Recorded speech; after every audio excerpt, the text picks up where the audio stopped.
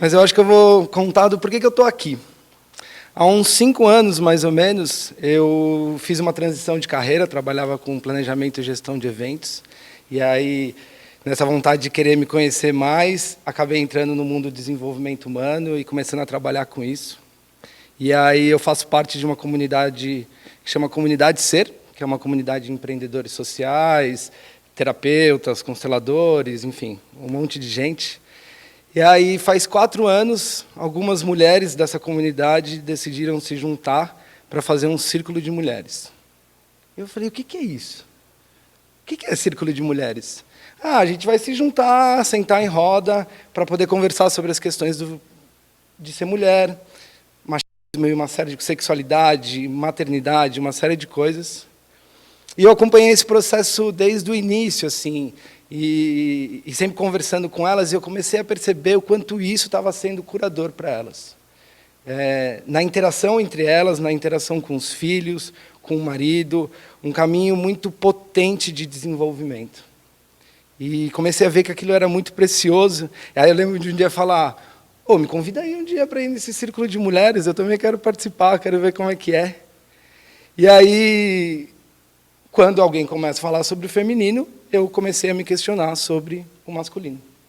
E aí eu me juntei com alguns outros amigos e a gente abriu um círculo de homens. Na verdade, a nossa primeira pergunta era, o que é sagrado masculino? A gente nem sabe, então vamos se juntar para poder explorar e entender como que é isso. Eu sou um homem homoafetivo, então pensar na possibilidade de estar em roda só com outros homens heterossexuais foi apavorante. Tinha acontecido num curso de liderança que eu fiz, numa das noites teve um círculo de homens e um círculo de mulheres, e eu me lembro da sensação de inadequação de estar sentado naquele círculo cheio de homens, porque quem circula muito no caminho do desenvolvimento humano, a gente sabe aquela proporção, né? 70%, 80% normalmente é mulher. E eu sempre tive uma relação muito saudável, muito tranquila com as mulheres, muito fluida. Com os homens, em alguns momentos, era mais difícil. E esse círculo se iniciou e foi muito transformador na minha vida, foi muito curador, eu acho. Porque eu comecei a perceber que eu negava o masculino em mim. Porque eu enxergava um masculino que não era saudável fora, e eu falava, eu não sou isso. E aí, ao negar isso, eu neguei também muito da minha potência, muito da minha força essencial.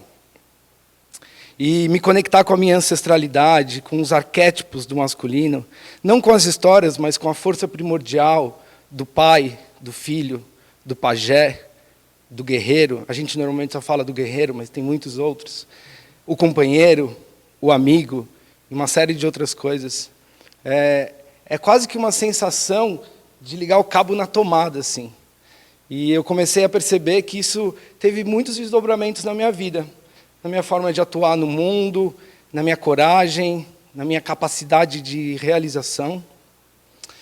Mas mesmo assim, ali naquele círculo, em alguns momentos eu me sentia inadequado, porque eu era o único homem homoafetivo.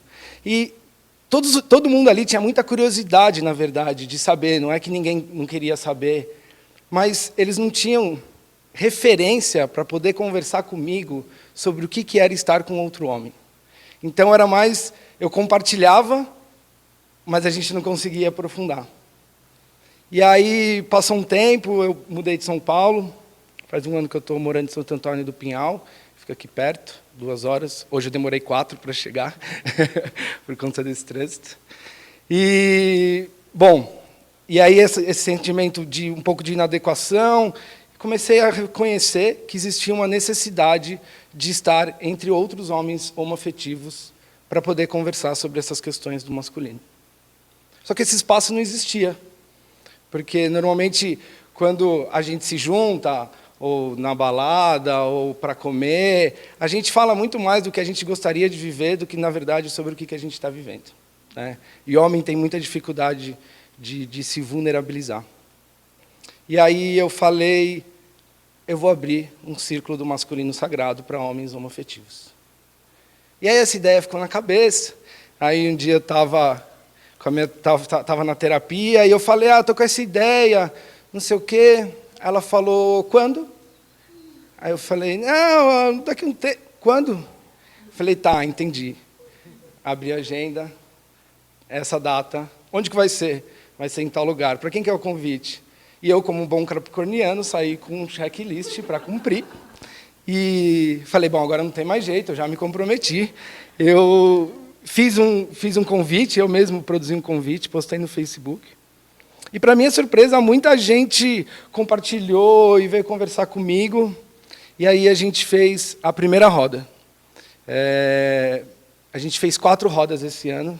E foi lindo, foi incrível poder estar em roda, não só compartilhando as nossas dores, mas compartilhando a nossa luz e a nossa potência. E aí foi uma sensação de que o véu da ilusão caiu, e caiu mais umas 20 vezes. Assim, eu falei, meu Deus, não vai parar de cair nunca. Assim. E muitos questionamentos. E eu, que sempre achei que tive uma relação tão saudável com o feminino, fui perceber que eu tinha várias questões também com o feminino, não só com o masculino. Que eu tinha muita dificuldade de expressar o meu feminino. Acho que por conta de que, né, se você é gay, então pelo menos se porte como homem. Eu já escutei essa frase algumas vezes. E eu comecei a refletir, eu ajo do jeito que eu ajo, porque eu de verdade sou assim, ou isso é uma máscara social? Isso foi uma construção que eu fiz para poder, entre aspas, compensar o fato de eu ser um homem homoafetivo. Então, eu me expresso com força, eu, entre aspas, não sou afeminado. E aí comecei a ver a quantidade de preconceito que morava dentro de mim e, de uma certa forma, ainda mora. E eu só consegui chegar nessas conclusões e uma série de outras coisas justamente porque, quando a gente está em roda, compartilhando e vivendo os princípios do círculo de uma forma mais profunda, entendendo de verdade o que é sentar, o que é estar em roda mesmo, é uma oportunidade que a gente tem de pegar emprestado o processo do outro para poder aprender sem nem mesmo ter passado por isso. Então, perceber que cada um tem uma história diferente, cada um tem um caminho, mas, no fundo, para mim, acho que vocês falaram aqui já, não tem masculino e feminino, tem a integração dessas duas forças essenciais. E como é que a gente integra isso? Se a gente não enxerga um palmo do nosso nariz? É estando junto. Porque o grupo tem uma força e é muito rápido. É muito rápido. E aí a gente está pensando em coisas muito interessantes para fazer para o ano que vem.